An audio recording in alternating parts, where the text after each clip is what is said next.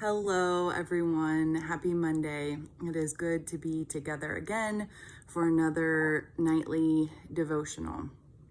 So today is August 17th, and that means that school is just around the corner.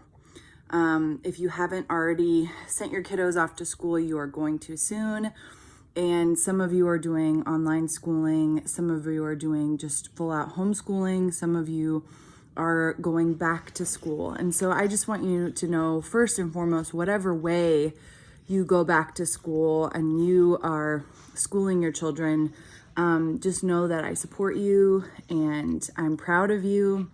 And I am praying for you, praying for all of our teachers and our administrators, all of our parents and all of our students. One of my dear friends from childhood, her daughter went back to school today, and she was just talking about all the school supplies she had to buy for her daughter and backpacks and all kinds of fun things. And we were just reminiscing about some of our favorite books growing up. And one of our favorite book series that we had in the 90s, and yes, we are millennials, was the Choose Your Own Adventure book series. And the Choose Your Own Adventure was not written in the first person, it was written in the second person. And it therefore allowed you to be this person who was the hero, the jungle adventurer, or the Egyptian archaeologist, or whatever you might be.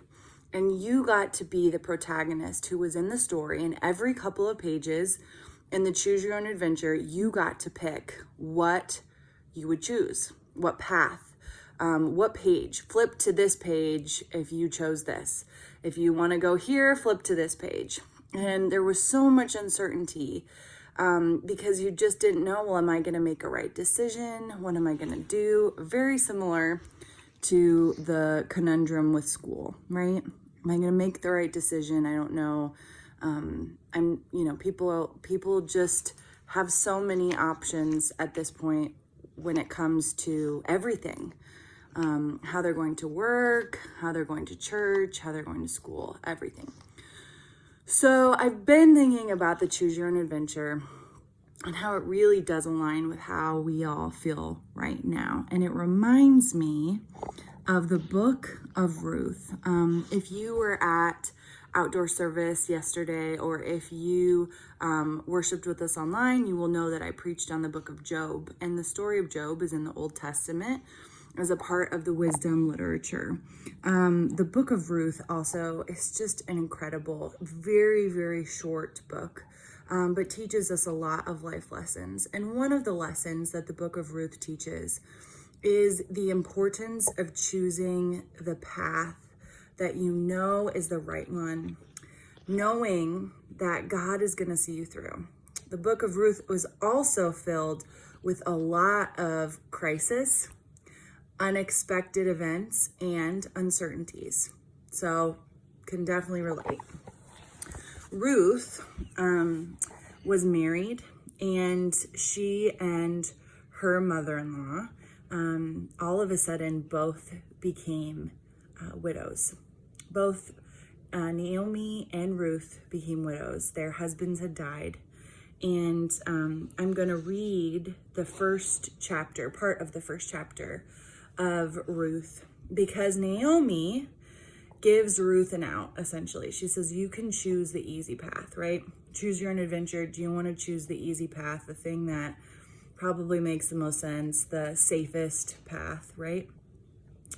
Let's see what she says. So in the days when the judges ruled, there was a famine in the land, and a man from Bethlehem in Judah, together with his wife and 2 sons, went to live for a while in the country of Moab. The man's name was Elimelech, and his wife's name was Naomi, and the name of his 2 sons were Mahlon and Chilion. They were the Euphrates from Bethlehem, Judah, and they went to Moab and lived there. Now, Elimelech, Naomi's husband, died, and she was left with her 2 sons.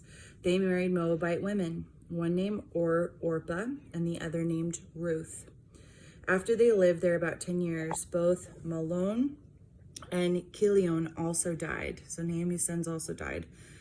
And Naomi was left without her 2 sons and her husband. When she heard in Moab that the Lord had come to the aid of his people by providing food for them, Naomi and her daughters-in-law prepared to return home from there. With her 2 daughters-in-law, she left the place where she'd been living and set out on the road that would take them back to the land of Judah. Then Naomi said to her 2 daughters-in-law, "Go back, each of you, to your mother's home. May the Lord show you kindness as you have shown to your dead and to me. May the Lord grant that each of you will find rest in the home of another husband." Then she kissed them, and they wept aloud and said to each other, "We will go back with you to your people." But Naomi said, "No, return home, my daughters. Why would you come with me? Am I going to have any more sons who could become your husbands? Return home, my daughters. I am too old to have another husband. Even if I thought there was still hope for me, even if I had a husband tonight and then gave birth to sons, would you wait until they grew up? Would you remain unmarried? No. No, my daughters, it is more bitter for me than you, because the Lord's hand has gone out against me." And at this they wept. Then Orpah kissed her mother-in-law goodbye, but Ruth clung to her. "Look," said Naomi, "your sister-in-law is going back with her people and her gods. Go back with her." But Ruth replied, "Do not urge me to leave you or to turn back from you. Where you go, I go. Where you stay, I will stay. Your people will be my people, and your God my God. Where you die, I will die, and there I will be buried. May the Lord deal with me, be it ever so severely, if anything separates you and I." When Naomi realized that Ruth was determined to go with her, she stopped urging her. So Orpah chose to go back. She chose to go back home to Moab, back to her family, so she could get another Moabite husband. But this would mean leaving her mother-in-law alone as an elderly widow. So incredibly vulnerable. Widows, just like today, are one of the most vulnerable population, especially elderly ones that had a very low chance of remarrying. But Ruth did not choose the same adventure that Orpah did. She did not choose safety or certainty. She did not choose comfort. She did not choose the easy thing to do, because Ruth knew deep down in her heart that the right thing to do was to go with Naomi, was to go to the land of Judah, was to become a follower of Yahweh, to denounce all of her previous Moabite gods, and to walk the path that Naomi was walking. That's the hard thing to do, but it's also the right thing to do. And I think the two often go hand in hand. Not always. Sometimes it's miraculously easy to do the thing that's also right. But loved ones, this year has been so hard with so many uncertainties. And there's always moments where we are given choices, right? Choose our own adventures, but maybe they're not necessarily as fun. It's not just a book that we can put down. It's not just fiction. It's our lives, and it's other people's lives. But we see so much of God and God's divine providence, God's divine provision and wisdom and direction in the story of Ruth. We see God continuing to give Ruth and Naomi favor because Ruth chose the righteous way, the righteous path, which was the hard path. And so Ruth meets Boaz and they get married, and Naomi is taken care of, and so is Ruth. And so I want to remind you that to seek the Lord whenever you are faced with a crossroads, whenever you have choose this path. If you want to go into this hidden room, go to page 9. If you want to keep walking, go to page 11.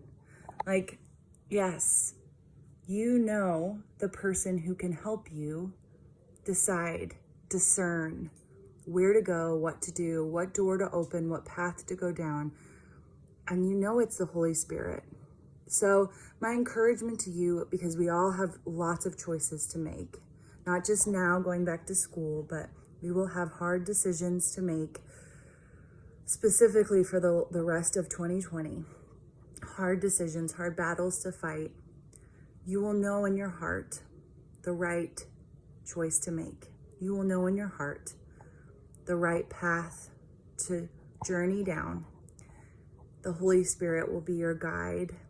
And I would remind you to continue to surround yourself with people who also seek the Spirit of the living God, so that they can help give you wise counsel that comes from our God, our good God.